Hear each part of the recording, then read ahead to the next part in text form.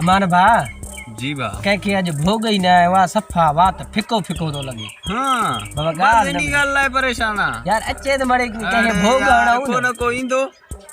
अड़ी हो यार अचई तो पाण वारो बीके। बीके अचे थो हाँ अचे तो। बस अॼु इनखे अॼु इनखे भोग था हणो अहिड़ा हेॾा दाणो हाँ अहिड़ो अॼु हणंदासीं ॻाल्हि छॾे ॾे अचण ॾेस अचण ॾिस अचण ॾेस अचे। अचण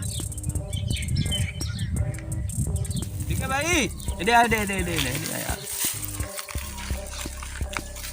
अस्सलाम वालेकुम। वालेकुम सलाम यार बीके चाल उचो नथो थे वे वे अदा वे वे बीके ॿियो ख़ैर आहे भाउ खैर अमन दिल ख़ुशि जाए। आहियो शुक्र अल्हम्दुलिल्लाह। ॿियो ख़ैर तबियत सही ॿियो ख़ैरा ख़ुशान शुक्र अल्हम्दुलिल्लाह मालिक जा एहसान। तां खुश आयो? ॿियो खैर थव? ख़ैर दुआ देवाल बीके भाई हां तोखे पाणी में तरण अचे थो?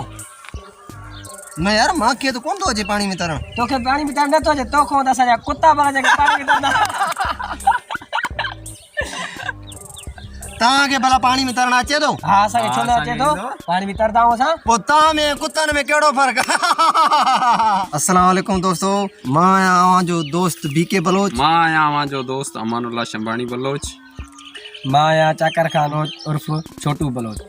दोस्तों जीअं त तव्हां अॻ में बि मुंहिंजा खाका ॾिसी चुका हो, काफ़ी सारा खाका अची विया आहिनि HB4U चैनल ऐं जियो अमान चैनल ऐं BTV स्टूडियो ते तव्हां इलाही सारा मुंहिंजा खाका ॾिसी चुका आहियो। दोस्तों HB4U चैनल ऐं जियो अमान ऐं BTV स्टूडियो खे तव्हां सुठी मोट ॾिनी ऐं बिल्कुलु असांजे वीडियोनि खे तव्हां वॉच कयो ऐं उन्हनि ते कमेंट बि खोड़ सारा कमेंट कया आहिनि, तव्हांजा लख थोरा।